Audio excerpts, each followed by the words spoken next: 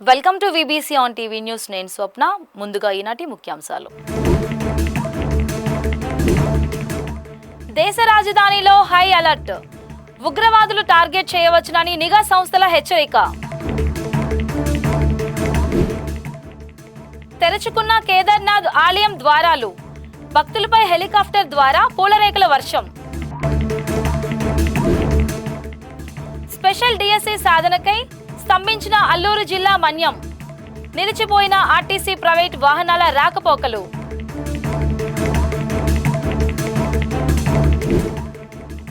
సింహాచలం బాధితులను జగన్ పరిహాసం చేశారు. బాధలో ఉన్నవారిని రెచ్చగొట్టారని MLA Ganta fire.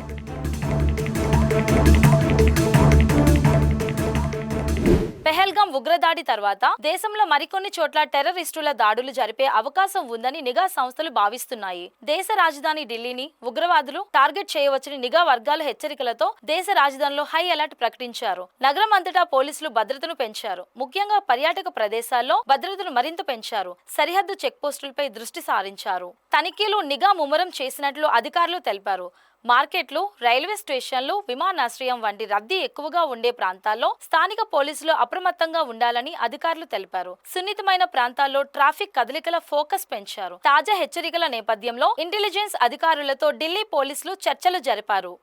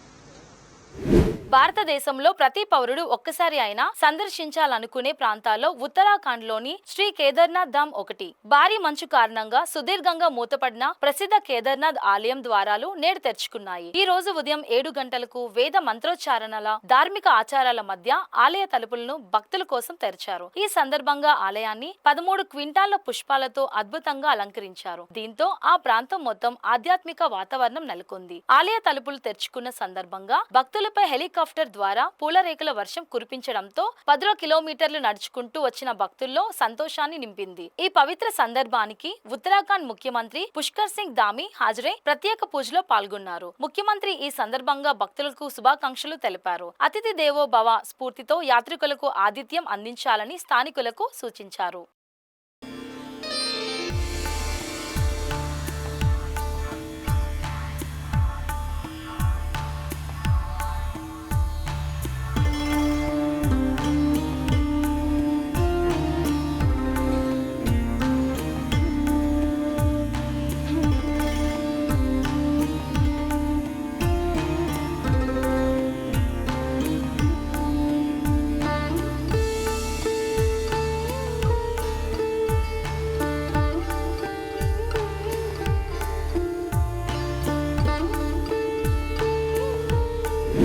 Special DSC సాధన కోసం చేపట్టిన రాష్ట్ర మన్య ప్రాంతాల నిరవధిక బంద్తో ఈ రోజు అల్లూరు జిల్లాలో మన్యమంతా స్తంభించింది. అన్ని ప్రాంతాల్లో ఆర్టీసీ బస్సు సర్వీసులు, ప్రైవేట్ వాహనాల రాకపోకలు నిలిచిపోయాయి. ప్రైవేట్ విద్యా సంస్థలు, వర్తక వాణిజ్య సంస్థలు, హోటల్స్, దుకాణాలు పూర్తిగా మూతపడ్డాయి. పాడేరు జిల్లా కేంద్రంలో తెల్లవారుజాము నుండే ఆదివాసీ ఉద్యోగ, విద్యార్థి, ప్రజా సంఘాలు రోడ్లపై బైఠాయించారు.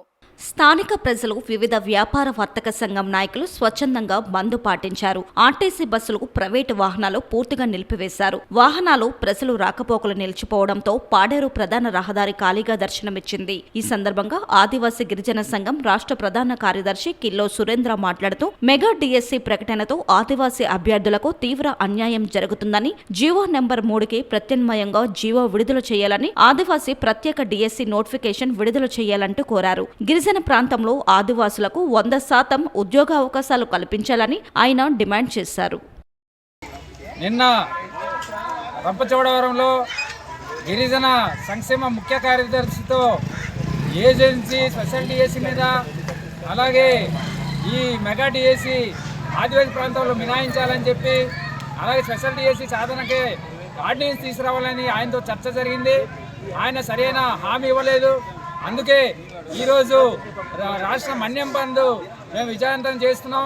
ఈ మన్యం బంద్ చూసైనా సరే రాష్ట్ర ప్రభుత్వం వెంటనే ఏజెన్సీ ప్రాంతంలో 100% ఉద్యోగాలు ఆదివాసులకు ఇవ్వాలని చెప్పి ఆర్డినెన్స్ తీసుకురావాలని చెప్పి ఈ సందర్భంగా మేము డిమాండ్ చేస్తున్నాం.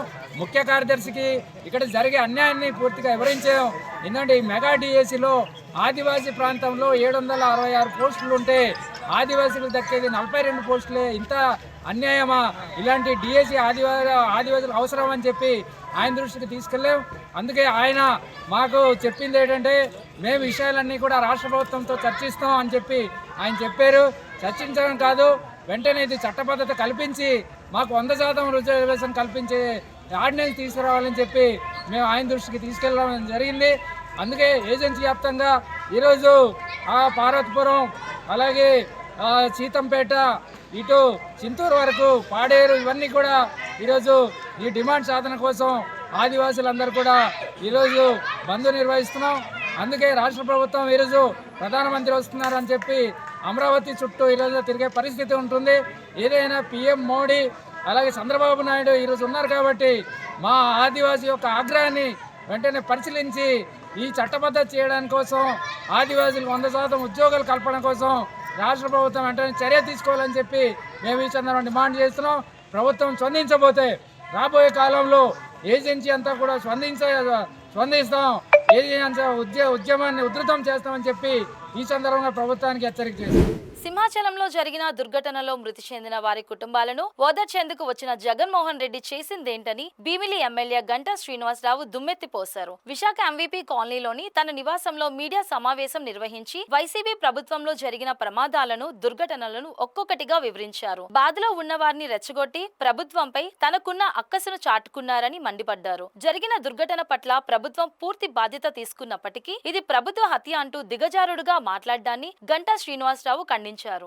మృతుల కుటుంబాలకు నష్టపరిహారంగా ఒక్కొక్కరికి ప్రభుత్వం ఇస్తున్న 25 లక్షలు చాలదని, ₹1 కోటి ఇవ్వాలని డిమాండ్ చేసిన జగన్ మళ్లీ తాము అధికారంలోకి వస్తే బ్యాలెన్స్ ఉన్న మొత్తాన్ని చెల్లిస్తామని చెప్పడం వారిని పరిహాసం చేయడం కాదా అని దుయ్యబట్టారు. జరిగిన ప్రమాదంపై విచారణ కమిటీ ఇచ్చే నివేదిక ప్రకారం ప్రభుత్వం చర్యలు తీసుకుంటుందని తెలిపారు. ఇది ప్రభుత్వం చేసిన హత్య, ఇది ఖచ్చితంగా ముమ్మాటికి ప్రభుత్వ హత్య అని నొక్కి నొక్కి ఆయన చెప్పడం జరిగింది. అంతేకాదు, నేను అధికారంలో ఉండగా ఒక సంఘటన ఇక్కడ జరిగితే ఆ రోజు వెంటనే ₹1 కోటి ఇచ్చాను, ఎందుకు వీళ్ళకి ₹1 కోటి ఇవ్వలేదు అని చెప్పి చెప్పడమే కాకుండా ఇంకొక కొసబెరు మాట ఇంకోటి కూడా అన్నారు.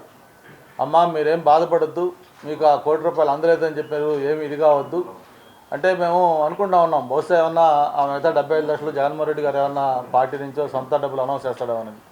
కానీ రేపు మళ్ళీ నేను అధికారంలోకి వచ్చిన తర్వాత మీకు ఆ బ్యాలెన్స్ డబ్బులు ఇస్తానని చెప్పని ఒక చిన్న జోక్ కూడా చెప్పడం జరిగింది ఆయన. అంటే మొన్న ఆల్మోస్ట్ ఆల్ చావు తప్పి కన్ను లట్టపోయింది ఆయనకి. 11 సీట్లతోటి ఒక చరిత్రలో కన్నీ విని ఎరిగిన ఘోర పరాజయంతో ఆయన ఎలక్షన్లో ఓడిపోయిన తర్వాత మళ్ళీ నేను అధికారంలోకి వచ్చి నేను మీకు బ్యాలెన్స్ డబ్బులు ఇస్తానని చెప్తే అది ఏదో దింపుడికి వెళ్ళాం ఆశ అంటారు. ఏదన్నా చనిపోయి మామూలుగా తీసుకెళ్ళేటప్పుడు మళ్ళీ కొంత దూరం పోయినాక ఆ శవాన్ని దించి ఏదో ఆయన పేరు చెప్పి లెగు అంటే ఎట్లా ఎంత లెగరో అలాగే ఈరోజు వైఎస్ఆర్ పార్టీ మళ్ళీ అటువంటి పరిస్థితిలో ఉన్న పార్టీ. రేపు నేను మళ్ళీ అధికారంలోకి వచ్చినాక మీకు ఆ బ్యాలెన్స్ డబ్బులు ఇస్తానని చెప్పడం అంటే ఆ కుటుంబ సభ్యులతో పరిహాసం అన్నట్టుగా ఈరోజు ప్రజలు భావిస్తూ ఉన్నారు. అంతేకాదు నిన్న స్థానిక విశాఖపట్నంలో ఉన్న నాయకులు, వైఎస్ఆర్ పార్టీ నాయకులు, మరి వాళ్ళ పేర్లు కూడా మనకు అనవసరం, ఇప్పుడు అంతమంది నాయకులందరూ కూడా ఆ సంఘటన జరిగిన ప్రాంతానికి వెళ్ళారు. ఓకే, రైట్, తప్పులేదు. ప్రతిపక్ష పార్టీలు, రాజకీయ పార్టీలు ఇటువంటి సంఘటన జరిగినప్పుడు అది బాధ్యత, వెళ్ళినప్పుడు కొంచెం బాధ్యతాయుతంగా ఉండాల్సింది పోయి అక్కడ కూడా ఇష్టం వచ్చినట్టు మాట్లాడి వాళ్ళు కూడా ఇవి ప్రభుత్వం చేసిన హత్యలే అని చెప్పడం జరిగింది. ఎవరు కూడా ఇటువంటి ఇన్సిడెంట్ జరగాలని కోరుకోరు. అది తెలుగుదేశం ప్రభుత్వం కాదు, వైఎస్ఆర్ ప్రభుత్వం కాదు, లేకపోతే ఇంకో ప్రభుత్వం కాదు, ఏ ప్రభుత్వంలో కూడా ఇటువంటి సంఘటన జరగాలని ఎవరు కూడా కోరుకోరు. కానీ ఇటువంటి సంఘటనలు జరిగినప్పుడు ప్రభుత్వం ఎలా రియాక్ట్ అయింది, భవిష్యత్తులో మళ్ళీ ఇటువంటి జరగకుండా ఏం చేయాలి, ఇటువంటి వాటికి సంబంధించి చూడాలి తప్ప ఇది ప్రభుత్వం చేసిన హత్య అని చెప్పి దాన్ని రాజకీయం చేసి మాట్లాడటం కూడా చాలా బాధాకరం. మీకు ఇది ఒక చిన్న ఇది అంటే దేన్ని ప్రభుత్వ హత్య అంటారంటే నిజంగా ఏదన్నా దాంట్లో ప్రభుత్వం టోటల్ ఫెయిల్యూర్ అయిపోయి కొన్ని జరిగిన ఎక్కడన్నా జరిగితే అటువంటి అంటారు తప్ప దీని అసలు ప్రభుత్వ హత్య అంటానికి రాజకీయంగా వాళ్ళు ఎంత దిగజారుతున్నారో దీన్ని అర్థం చేసుకోవాలని కూడా కోరుకుంటా ఉన్నాను. అలాగే ఏదైతే ₹1 పరిహారం ఇవ్వాలని చెప్పిన కూడా జగన్మోహన్ రెడ్డి గారు అన్నారు. జగన్మోహన్ రెడ్డి గారితో పాటు వాళ్ళ పార్టీ నాయకులు అన్నారు.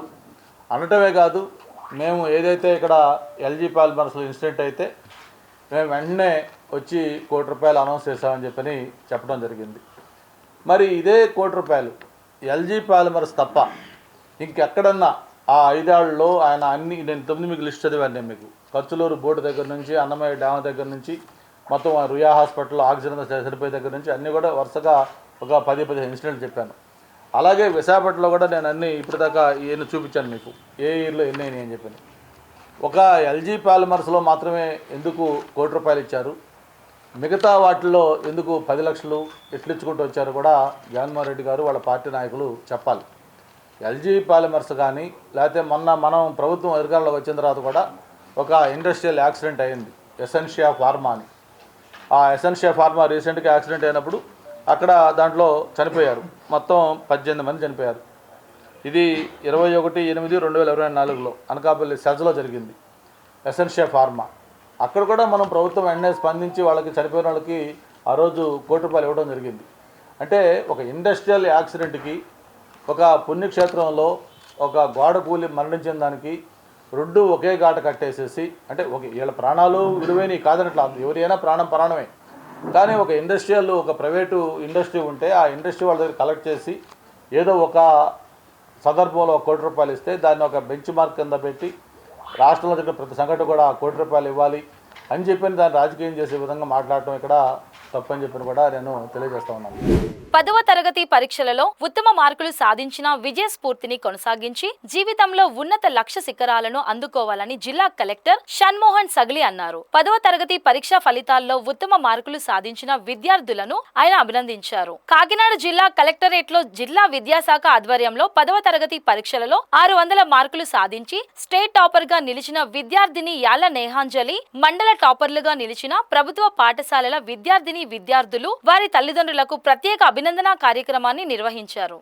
ఈ కార్యక్రమంలో కలెక్టర్ ప్రతిభ పట్టుదలతో ఉత్తమ ఫలితాలు సాధించిన విద్యార్థులను వారి తల్లిదండ్రులను శాలువాలతో సన్మానించి ₹10,000 నగదు, ప్రేరణాత్మక పుస్తకాలను బహుమతిగా అందజేశారు. ఈ సందర్భంగా ఆయన మాట్లాడుతూ విద్యార్థుల జీవితాలలో 10వ తరగతి పరీక్ష ముఖ్యమైన తొలి అంకమని గుర్తు చేశారు. ఉత్తమ మార్కులతో సాధించిన విజయం జీవితంలో సమున్నత లక్ష్యాలను ఆత్మవిశ్వాసంతో అందుకోవడానికి తొలిమెట్టుగా నిలుస్తుందన్నారు. అనంతరం డిఈఓ రమేష్ మాట్లాడారు. ఈ ఏజ్ లో జనరల్ పిల్లలకు వచ్చే first and most important success అంతేనా, ఇంకా ఆ తర్వాత మిగతా చాలా వస్తాయి కానీ but first and most important success parents కి పిల్లలు ఇచ్చే గిఫ్ట్ నా ఒపీనియన్ లో is 10th class marks. So I congratulate all the kids. అందరికి ఐ డోంట్ నో ఎంత కష్టపడి చదువుతున్నారు అవన్నీ పక్కన పెట్టేస్తే ఐ పర్సనలీ ఫీల్ ఇది చాలా important moment in your lifes. అది ప్రతి పరీక్షలే కదా, ఇంకా చాలా వస్తాయి, చాలా చేయాలనుకోవచ్చు, కానీ ప్రధానికి ఒక ఫస్ట్ అడుగు అంటాం కదా, ఇది ఫస్ట్ అడుగు. ఇట్ ఇన్స్టెన్స్ కాన్ఫిడెన్స్, అంటే చాలా కాన్ఫిడెన్స్ ఉంటుంది. తర్వాత ఓకే నేను అందరు రాదు, ఇంకొంచెం నేను ఏదో బెటర్గా చేయగలను అన్న నమ్మకం ఇవ్వగలిగే అతి ముఖ్యమైన స్టెప్ ఈ 10th class. అందుకే ఈరోజు ఒకసారి ఇవ్వగల అంటున్నా. ఐ ఆల్సో అంటే నా ఆలోచన యాక్చువల్లీ అయింది. సో అందరినీ కలుద్దాం ఒకసారి పిలిపిద్దాం అన్నట్టు. So I should congratulate him, his team. అందరికీ నమస్కారం అండి. ఈరోజు కలెక్టరేట్లోని వివేకానంద హాల్లో జిల్లాలో ఉన్నటువంటి జిల్లాలో 10వ తరగతిలో ప్రతి మండలంలో ఉన్నటువంటి టాపర్స్ని కలెక్టర్ గారు అనౌన్స్ చేయడం జరిగింది. మరి కలెక్టర్ గారితో పిల్లలు చాలా చక్కగా ఇంటరాక్ట్ అయ్యారు. అట్లాగే కలెక్టర్ గారు పేరెంట్స్తో కూడా ఇంటరాక్ట్ అయ్యి వాళ్ళు ఏం చేస్తారు ఏంటి అన్ని విషయాలు కూడా అడిగి తెలుసుకున్నారు. మరి ఎక్కువ మంది విద్యార్థులు అంటే మన గవర్నమెంట్ సెక్టర్ పిల్లల్ని మండలంలో టాపర్స్ పిలిచాము ఈరోజు. చాలామంది పిల్లలు మరి చాలా మెరుగుపడిన తర్వాత పిల్లలు, అట్లాగే ఆర్థికంగా చాలా పేదవారు. ఆ పరిస్థితుల్లో కలెక్టర్ గారు క్షుణ్ణంగా అడిగి తెలుసుకున్నారు. అట్లాగే విద్యార్థులు కూడా చాలా ఉత్సాహంగా పాల్గొన్నారు. ఎందుకంటే మన స్టేట్ ర్యాంక్ వచ్చినటువంటి అమ్మాయి నేహాని, అట్లాగే మిగతా 594 ఇద్దరికి వచ్చినాయి. అట్లాగే ప్రతి మండలంలో కూడా టాపర్స్ పిలిచి ఈరోజు కలెక్టర్ గారు సన్మానం చేయడం వల్ల వాళ్ళు ఒక నూతన ఉత్తేజం వచ్చింది. విద్యార్థులు కూడా ఇంకా ఫ్యూచర్లో బాగా చదువుతామని చెప్పేసి అందరూ చెప్పడం జరిగింది. అట్లే తల్లిదండ్రులు కూడా చాలా హ్యాపీ ఫీల్ అయ్యారు. అంతేకాకుండా ఈ సన్మాన కార్యక్రమంలో కలెక్టర్ ప్రత్యేకంగా స్టేట్ ర్యాంకర్కి 15,000, అట్లాగే ప్రతి విద్యార్థికి కూడా 10,000 బహుకరించారు. అదేవిధంగా షాలు, ఒక మంచి మోటివేషన్ బుక్తో వాళ్ళకి బహుకరించడం వలన వాళ్ళకి కలెక్టర్ గారు స్వయంగా సైన్ చేసి ఇచ్చిన బుక్స్ అవి. దాంతో పిల్లలకి జీవితాంతం ఒక ప్రేరణగా గుర్తుండే విధంగా ఈరోజు కార్యక్రమం జరిగింది. నిజంగా విద్యార్థులందరూ కూడా మరి మంచి స్ఫూర్తిదాయకంగా ఈరోజు కార్యక్రమం జరిగింది. కాబట్టి కలెక్టర్ గారికి మా విద్యాశాఖ తరఫున ధన్యవాదాలు తెలియజేసుకుంటున్నాం. మరి రాబోయే రోజుల్లో కూడా ఇంకా ఎక్కువ మంది విద్యార్థులు టాపర్స్ నుంచి ఇంకా ముందు వాళ్ళ స్టడీస్లో మంచి భవిష్యత్తు నిర్మించుకోని చెప్పేసి ఆశిస్తున్నాను. Thank you. వైసీపీకి తాను కోవట్టును కాదని, ఆ విషయం ముఖ్యమంత్రి చంద్రబాబు నాయుడు స్వయంగా తెలుసుకొని ప్రకటించే విధంగా తనను తాను నిరూపించుకుంటానని తెలుగు శక్తి అధ్యక్షుడు బివి రామ్ అన్నారు. విశాఖలోని విజేఎఫ్ ప్రెస్ క్లబ్ లో జరిగిన మీడియా సమావేశంలో ఆయన మాట్లాడుతూ టీడీపీ రాష్ట్ర అధ్యక్షుడు పల్లా శ్రీనివాస్ తాను వైసీపీ కోవట్టునని వేసిన నిందలపై చర్చించేందుకు తాను సిద్ధంగా ఉన్నానని సవాల్ చేశారు. కానీ ఇప్పటి వరకు అతని నుంచి ఎలాంటి స్పందన రాలేదన్నారు. తప్పు చేసిన వారు ఏ ప్రాంత నాయకుడైనా విడిచిపెట్టేది లేదని, ఆధారాలతో ప్రజలు తన వద్దకు వస్తే వారి పట్ల నిలబడి పోరాడతానని హామీ ఇచ్చారు. వాళ్ళు నేను ఈవేళ శుక్రవారం నాడు చర్చకు రమ్మని చెప్పి పిలిపించాను. అయినా నో రెస్పాన్స్, స్టేట్మెంట్లో తప్ప వాళ్ళు మాట్లాడట్లేదు. దాన్ని ఒకటే కోరుతున్నాను, మిస్టర్ పల్లా శ్రీనివాసరావు, నీకు నేను ఎవరినైనా 3 సార్లు అవకాశం ఇస్తాను. సండే అయిపోయింది, నేడు అయిపోయింది, శనివారం కానీ నేనే చెప్తాను టైం 11 o'clock దస్పాల హోటల్లో నేను వెయిట్ చేస్తాను. రాని సమయం ఒకళ్ళు రాకపోతే నీ భాగవతం ఇంకా నెక్స్ట్ పెడతానని మనవి చేస్తున్నాను. ఈరోజు సౌత్లో కూడా నాకు చాలామంది ఫోన్ చేస్తున్నారు. ఎప్పుడైతే సుధాకర్ మీరు ఆ రకంగా మాట్లాడారో మేమంతా చాలా హ్యాపీగా ఉన్నాం సార్. అన్న మీ వెంట నడుస్తున్నాను. నేను అన్నాను, నా వెంట కాదు, తెలుగుదేశం పార్టీకి లాయల్టీగా ఉండండి. ఈ పార్టీ మనందరిది, అంతేకాని ఎన్టీఆర్ పెట్టిన పార్టీకి చావు లేదు. మనందరూ పార్టీకి మోస్తంభాలు. అందువల్ల దయచేసి తప్పు చేస్తే మీ ప్రాంతంలో ఏ నాయకుడైనా ఐ డోంట్ కేర్, అది ఎమ్మెల్యే కావచ్చు, ఎంపీ కావచ్చు, ఆధారాలతో నాకు ఇస్తే ఎవరైనా సరే నేను బజారు పెడతానని చెప్పి మరొకసారి ప్రజలకు మనవి చేస్తున్నాను. ఎందుకంటే నేను కోవట్ కాదని, వైసీపీ కోవట్ కాదని చంద్రబాబు గారు చెప్పే వరకు రామ్ తెలుగుదేశం పార్టీ అభిమాని, ముఖ్యంగా నా అభిమానిని చంద్రబాబు చెప్పే వరకు ఈ దండయాత్ర మనవి చేస్తాను. అందువల్ల నేను ఎవరికి భయపడను. నన్ను భయపెట్టాలని చూస్తే వేటాడేస్తాను. ఒకటే చెప్తున్నాను, ఇంకా తెలుగు సిద్ధాంతం ఒకటే, తప్పు చేస్తే కాలు తీసే, అబద్ధం ఆడితే నాలుగు కోసే, నో పోలీస్, క్రైమ్ రేట్ తగ్గిస్తాను, ఒక బొబ్బులుగా మారుతాను. ఈవేళ ప్రజల్ని పీడిస్తుంటే ఇంకా నేను చూడదసుకోలేదు. ఈవేళ నా రాష్ట్రాన్ని కాపాడటం కోసం గతంలోనే జగన్మోహన్ రెడ్డి పాలనలోనే దండయాత్ర చేశా. పులివెందులు వెళ్ళాను, కడప వెళ్ళాను. అందువల్ల ఈరోజు నన్ను పల్లా టచ్ చేశాడు. డెఫినెట్గా తెలుగుదేశం పార్టీ కోవట్లు అందరూ ఏర్పాటేస్తాను, ఎవరిని ఉపేక్షించలేదు. అందువల్ల చంద్రబాబు నాయుడు గారి కలంకం తేకుండా తెలుగుదేశం పార్టీని శాశ్వతంగా అధికారం ఉండేలాగా తెలుగుదేశం పార్టీ చేస్తుంది. జై హింద్.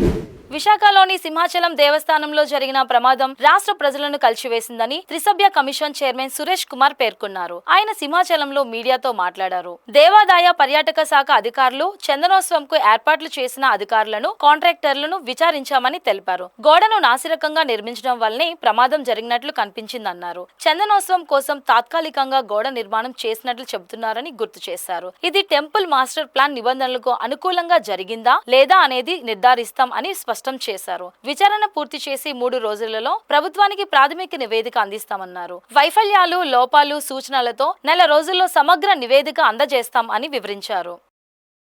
నిన్న తెల్లవారుజామున చందనోత్సవం సందర్భంగా లక్ష్మీ నరసింహస్వామి టెంపుల్లో జరిగిన ఒక సంఘటన, అది మన రాష్ట్రంలో కూడా అందరినీ కూడా కలవరపరిచింది. ఒక retaining wall early morning heavy రెయిన్లో కూలిపోవడం వల్ల క్యూ లైన్లో ఉన్న భక్తుల మీద పడి 8 మంది ప్రాణం కోల్పోయింది. ఈ సంఘటన మీద రాష్ట్ర ప్రభుత్వం వెంటనే స్పందించి ఇమీడియట్గా దీని మీద ఎంక్వైరీ కండక్ట్ చేయడానికి కమిషన్ ఆఫ్ ఎంక్వైరీస్ యాక్ట్ కింద ఒక కమిషన్ అపాయింట్ చేయడం జరిగింది. సో దీనిలో మున్సిపల్ అడ్మినిస్ట్రేషన్ ప్రిన్సిపల్ సెక్రటరీగా నేను దీనిలో చైర్మన్గా ఉన్నాను. అలాగే ఐజీ గఢ్లో ఉన్న ఆర్కే రవికృష్ణ గారు, అలాగే ఇంజనీరింగ్ చీఫ్ అండ్ వెంకటేశ్వరరావు గారు సభ్యులుగా ఉన్నారు.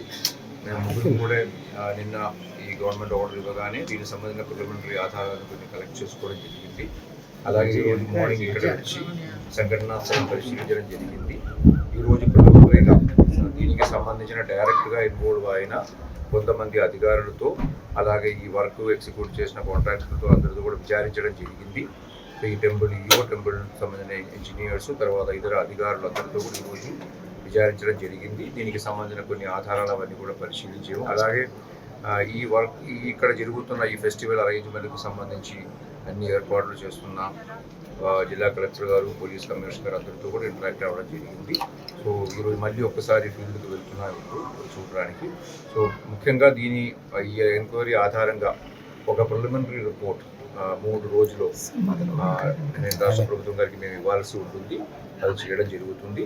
సో దీనిలో ముఖ్యంగా ఈ యొక్క సంఘటన ఎలా జరిగింది, ఎందుకు జరిగింది, దీనిలో ఎవరిదైనా నిర్లక్ష్యం ఉంటే దాని మీద ఏ రకమైన చర్య తీసుకోవాల్సిన అవసరం ఉంటుంది, భవిష్యత్తులో ఇలాంటి సంఘటనలు జరగకుండా ఏ విధమైన జాగ్రత్తలు తీసుకోవాల్సిన అవసరం ఉంది అనేది, అంటే లాంగ్ టర్మ్ రిపోర్ట్లో ఒక నెలలోనే మళ్ళీ ఒక డీటెయిల్డ్ రిపోర్ట్ కూడా మేము సబ్మిట్ చేయాల్సి ఉంటుంది. దానిలో ఒక డీటెయిల్డ్ SOP కూడా తయారు చేసి భవిష్యత్తులో ఎప్పుడు కూడా ఇలాంటి సంఘటనలు జరగకుండా ఏమేమి చర్యలు తీసుకోవాలని కూడా మేము గవర్నమెంట్కి రిపోర్ట్ కూడా జరుగుతుంది. One thing is very clear. టెంపరీగా కన్స్ట్రక్ట్ చేసిన ఒక రిటైనింగ్ వాల్ అనేది అది నాసికరంగా కట్టడం జరిగింది. దాని వలన అది రెయిన్ఫాల్లో, అంటే వర్షం పడేటప్పుడు అది కూలిపోయింది అనేది ఇట్స్ ఎ ఫ్యాక్ట్. అది మనకు చాలా స్పష్టంగా అర్థమవుతుంది. సో కానీ అది అంటే ఎందుకు అలా కన్స్ట్రక్ట్ చేయాల్సి వచ్చింది, ఈ హడావిడిగా అలా చేయాల్సిన అవసరం ఎందుకు వచ్చింది, అలాగే నిజంగా అది నాసికరంగా ఉండేదా, అంటే ఆ వర్షంలో అది అంటే కింద పడిపోయేటట్టుగా క్వాలిటేటివ్గా లేకుండా ఉండే దానికి ఏమైనా బాధ్యత అనేది మేము చేయాల్సి వస్తుంది. అంటే ఇప్పుడు ప్రిలిమినరీగా ఉంది. ఇప్పుడు ఆల్రెడీ అక్కడే ఆ వర్క్కి సంబంధించిన శాంపుల్స్ కూడా తీసుకుంటున్నాము. అక్కడ వర్క్కి సంబంధించిన సిమెంట్ కానీ అక్కడ యూజ్ చేసిన మిక్స్చర్ కానీ బేస్మెంట్ అన్నీ దానికి సంబంధించిన మెజర్మెంట్స్ అవన్నీ కూడా తీసుకుంటున్నాము. తీసుకున్న తర్వాత మాకు డీటెయిల్డ్గా అనలైజ్ చేసినప్పుడు we will be able to fix the response. Sir cement bricks తోనే అక్కడ వాల్ నిర్మాణం జరగాలా, కాంక్రీట్ అనేది ఏదైనా ఉందా సార్ అక్కడ జరగాల్సి ఉంది? నేను మీకు ఇందాక చెప్పినట్టుగా అది ఒక టెంపరీ కన్స్ట్రక్షన్ అనేది అందరూ ఇంజనీర్స్ కూడా చెప్తున్నారు. ఒరిజినల్గా ఈ ప్రసాదం స్కీమ్ కింద ఏదైతే శాంక్షన్ చేసి ఉన్నాయో దానిలో ఉన్న ఒరిజినల్ వర్క్ ప్లాన్ ప్రకారం ఉన్న ఒక వర్క్ కాదు అది. సబ్సిక్వెంట్గా కొన్ని అంటే ఒరిజినల్ ప్లాన్లో కొన్ని మార్పులు చేర్పులు జరిగినాయి. సో దాని ఆధారంగానే ఈ యొక్క వర్క్ అక్కడ చేపట్టాల్సి వచ్చింది అనేది ప్రాథమికంగా వాళ్ళందరూ చెప్తున్నది. సో అది చేసేటప్పుడు దానికి ఎవరు అప్రూవల్ ఇచ్చారు, అది దానిలో టెక్నికల్ స్పెసిఫికేషన్ ఏముండాలి, దానికి డిజైన్ ఏముండాలి, దాంట్లో ఏ మెటీరియల్ వాడుకోవాలి, అవన్నీ అంశాల మీద ఇంకా ఆధారాలు చూడాల్సిన అవసరం ఉంది. మాకు ప్రిలిమినరీగా చెప్పడం అనేది ఫెస్టివల్ ఉంది కాబట్టి మేము కొద్దిగా అది కంప్లీట్గా చేయాలనే ఉద్దేశంతో త్వరితగతిలో చేయాల్సి వచ్చింది అని చెప్పడం జరిగింది. మళ్ళీ డీటెయిల్గా వెళ్తుంది. ఒరిజినల్ ప్లాన్ ప్రకారం అయితే డిజైన్ కొద్దిగా డిఫరెంట్గా ఉండేది. దానిలో కొన్ని మార్పులు జరిగినాయి. అంటే ఇదొకటి మాత్రం కాదు, లాస్ట్ 1 yearలో కూడా కొన్ని అంటే అది టెంపుల్ మాస్టర్ ప్లాన్ ఒకటి ఉంది. 2018లో చేసిన టెంపుల్ మాస్టర్ ప్లాన్ ఒకటి ఉంది. ఆ మాస్టర్ ప్లాన్లో కొన్ని ఏదైతే మాస్టర్ ప్లాన్తో అంటే కరెక్ట్గా లేకపోతే కొన్ని మార్పులు చేర్పులు చేస్తున్నారు. ఎండోమెంట్ డిపార్ట్మెంట్, టూరిజం డిపార్ట్మెంట్ వాళ్ళ సంప్రదింపులు చేసుకుని చేస్తున్నారు. దాని భాగంగానే ఇది కూడా ఒక మార్పు అనేది చెప్పడం జరిగింది. చెప్పడం అనేది ఒక వారం 10 రోజులు నిర్మించారని చెప్తున్నారు. అంటే ఒక ఏప్రిల్ 16, 18 తేదీలో మొదలు పెట్టుకొని 24, 25 ఒక వారం 10 రోజులు చేశారని చెప్తున్నారు. అంటే ఖర్చు కూడా ఉంటుండగా అటువైపు నుంచి ఈ భారీ భక్తులు 300 లైన్ పెట్టడం అనేది అంటే పరిరక్షణ కూడా కొంచెం అన్ని అంశాలు ఎగ్జామిన్ చేస్తామండి. ఇప్పుడు ఒకటి స్ట్రక్చరల్ అంశాల మీద చేస్తాము. రెండవది దాన్నే పని పూర్తి అయిన తర్వాత కూడా ఎవరు సర్టిఫై చేశారు, అక్కడే అది సేఫ్టీ అంటే అక్కడ పిల్గ్రిమ్స్ని పంపడం సేఫ్టీగా ఉంటుందా లేదా, ఇవన్నీ కూడా పరిశీలిస్తాం. అలాగే ఎక్స్పెక్ట్ చేయకుండా హెవీ రెయిన్ ఆ టైంలో రావడము, అంటే దానివలన అక్కడ పైన కూడా టెంట్ వేయడం జరిగింది. అవన్నీ గాలిలో అన్నీ కూడా లేచిపోవడము, అవన్నీ కూడా అక్కడ క్యూ లైన్లో ఉన్న పిల్గ్రిమ్స్ మీద పడడం అని జరిగినాయి. డీటెయిల్డ్ ఇంకా దానికి సంబంధించిన విజువల్స్, తర్వాత ఫొటోస్ కానీ వీడియోస్ కానీ అవన్నీ మేము ఇంకా చూడాల్సి ఉంటుంది, పరిశీలించాల్సి ఉంది. అవన్నీ కూడా ఒకటి చేయమని చెప్పడం జరిగింది. అది కూడా పరిశీలించాలి.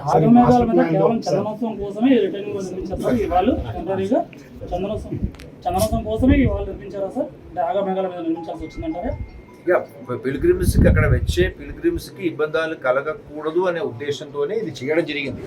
ఓవైపు పహల్గాం ఉగ్రదాడి, మరోవైపు ఇంటెలిజెన్స్ హెచ్చరికల నేపథ్యంలో పవిత్ర పుణ్యక్షేత్రమైన తిరుమలలో అధికారులు అప్రమత్తమయ్యారు. వారాంతం సమీపిస్తూ ఉండడంతో భక్తుల రద్దీ విపరీతంగా పెరిగింది. ఈ నేపథ్యంలో భద్రతా పరంగా పటిష్ట చర్యలు తీసుకుంటున్నారు. ఇంకోవైపు తిరుమలకు వచ్చే వాహనాల సంఖ్య రోజు రోజుకు పెరుగుతోంది. ఈ నేపథ్యంలో కండిషన్ సరిగ్గా లేని వాహనాలు తిరుమల కొండపైకి వస్తుండడంతో ఘాట్ రోడ్ లో అగ్ని ప్రమాదాల సంఘటనలు జరుగుతున్నాయి. ఈ నేపథ్యంలో తిరుమల ట్రాఫిక్ పోలీసులు, ఆర్టీఓ అధికారులు వాహనాల తనిఖీ చేపట్టారు.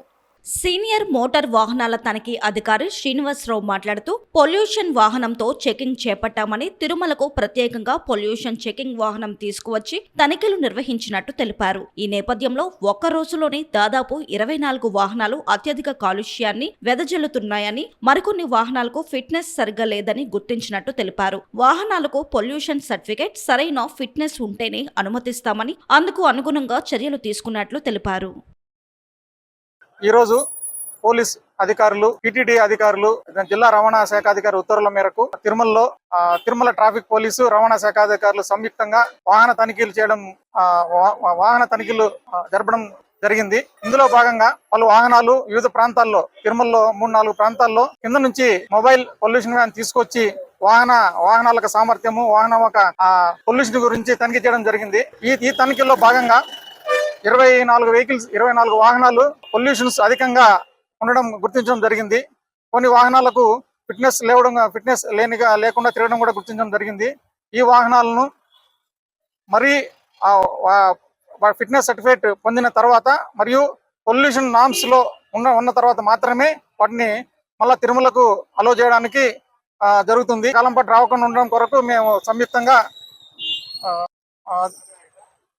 ముఖ్యంగా అందరికీ, అంటే మోటార్ క్యాబ్, మ్యాక్స్ క్యాబ్ వాళ్ళకి ఇందు మూలంగా తిరుమల పోలీసు మరియు రవాణా శాఖ వాళ్ళ విజ్ఞప్తి ఏంటంటే, వారి వాహనాలను అన్ని రకాలుగా తనిఖీ చేసుకుని వాహనం అన్ని రకాలుగా ఫిట్గా ఉన్నప్పుడు మాత్రమే తిరుమలకు పైనకి తీసుకురావాల్సిందిగా కోరుచున్నాము.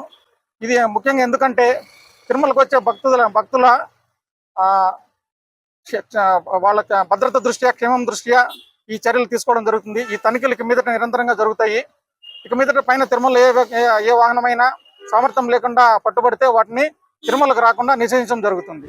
ప్రధాని నరేంద్ర మోదీ చేతుల మీదుగా అమరావతి పనులు పునఃప్రారంభం కావడం ఎంతో ఆనందంగా ఉందని టీడీపీ జిల్లా అధ్యక్షుడు గండి బాబ్జీ అన్నారు. విశాఖలో గల పార్టీ కార్యాలయంలో ఆయన మీడియా సమావేశంలో మాట్లాడుతూ, గడిచిన 5 ఏళ్లలో జగన్మోహన్ రెడ్డి అమరావతిని పూర్తిగా నిర్వీర్యం చేశాడన్నారు. మన రాజధాని అమరావతిని ప్రపంచమంతా మెచ్చుకునేలా కూటమి ప్రభుత్వంలో రూపుదిద్దుకోబోతుందన్నారు. ప్రపంచ బ్యాంకు నుండి అధిక మొత్తంలో నిధులు లభించాయని, అమరావతిలో నిర్మించే గృహాలను రూఫ్ టాప్ సోలార్ సిస్టమ్ తో నిర్మించాలంటూ ప్రభుత్వం నిర్ణయించినట్లు తెలిపారు. తెలిపారు. 12 లక్షల కోట్ల రూపాయల అప్పులు చేసిన జగన్ రాజధాని నిర్మాణంపై, పోలవరం పనులు పూర్తి చేయడంపై కనీసం దృష్టి పెట్టలేదన్నారు. ఇది కాకుండా మొత్తం మన నెత్తి మీద ఈవేళ 11 లక్షల కోట్ల అప్పు పెట్టారు. ఆవేళే నిజంగా పూనుకుంటే ఆయన ఆలోచనతో 3 మొక్కలు అని చెప్పి 3 రాజుల పేరు చెప్పారు. కానీ పోనీ అతనికి అమరావతి కాకపోయినా ఏదైనా ఒక ప్రాంతాన్ని ఎంచుకొని ఆ రోజు ఒక రాజధాని కట్టుంటే ఈవేళ మన రాష్ట్రానికి ఈ గతి పట్టేది కాదు. అన్ని లక్షల కోట్ల అప్పులు చేసినప్పుడు మనం మొత్తం ప్లాన్ చేస్తే ఈవేళ 1,00,000 కోట్ల రూపాయలు అవుతుంది అమరావతికి. ఇంకా డెవలప్ చేసుకుంటే ఇంకా రాబోయే రోజుల్లో ఖర్చు పెట్టవచ్చేమో. కానీ ఆ రోజు ఆయన మాట ఏం చెప్పాడంటే 5 లక్షల కోట్లు ఖర్చు పెట్టాలి, ఎక్కడ మనం తెస్తాం, మనం ఎక్కడ ఖర్చు పెట్టగలం అనే మహానుభావుడు 11-12 లక్షల కోట్లు అప్పులు చేసేసి ఎక్కడా కూడా ఒక ఇటుకు కానీ ఏమి చేయకుండా, ఇరిగేషన్ ప్రాజెక్టులు చేయకుండా పోలవరాన్ని అలా వదిలేశారు. ఇవన్నీ కూడా మరి ఎక్కడికి పోయా ఆ డబ్బులు అర్థం కాలేదు. ఎంతసేపు బటన్ నొక్కాను కాబట్టి ప్రజలు నాకు ఓట్లు వేస్తారనే మూర్ఖపు ఆలోచనతో మొత్తం 12 లక్షల కోట్ల రూపాయలు వేస్ట్ చేసి ఒక ప్రాజెక్ట్ కూడా కంప్లీట్ చేయకుండా ఈవేళ ప్రజల చేత ఎంత ఘోరంగా మరి చీకారం కొట్టించుకున్నాడో మనం అందరం చూసాం. సో ఆ పరిస్థితి నుంచి ఈవేళ మన కూటమి ప్రభుత్వం ఇవన్నీ ఆలోచించే బ్రహ్మాండంగా 1,00,000 కోట్లు వెచ్చిస్తే బ్రహ్మాండంగా ఈ రాజధాని తయారవుతున్న ఉద్దేశంతో ఈవేళ ప్రజల ముందు వివరించి మన అదృష్టవశాత్తు ప్రధానమంత్రి గారు ఈవేళ మనకు కలిసి వచ్చారు. మనం కూడా ఈవేళ పార్లమెంట్లో ఒక మేజర్ షేర్ తీసుకున్నాం కాబట్టి అవకాశం మనకు దక్కింది. దాన్ని ఉపయోగించుకొని ఈవేళ పెద్దలు మన రాష్ట్రాన్ని బాగు చేయడానికి అహర్నిశలు కృషి చేస్తున్నారు. కాబట్టి ప్రజలందరూ కూడా దీన్ని అర్థం చేసుకొని ఈ ప్రభుత్వానికి మీ సపోర్ట్ ఎప్పుడూ కూడా ఇలాగే కావాలని చెప్పి కోరుతూ మీ ద్వారా తెలియజేస్తూ రాబోయే రోజుల్లో ఇది ఒక తలమానికం, ప్రపంచానికే ఒక మంచి రాజధానిగా మనం అందరం కూడా సహకరించి ఈ ప్రభుత్వాన్ని నిలబెట్టుకుంటే డెఫినెట్గా తయారవుతుందని చెప్పి తెలియజేసుకుంటూ మరి ఈ విషయాలన్నీ కూడా మీ ప్రజలకు తెలియజేయాలని చెప్పి కోరుతా ఉన్నాను. Thank you. ఈ వార్తలు ఇంతటితో సమాప్తం. మరిన్ని విశేషాలతో మళ్ళీ కలుద్దాం.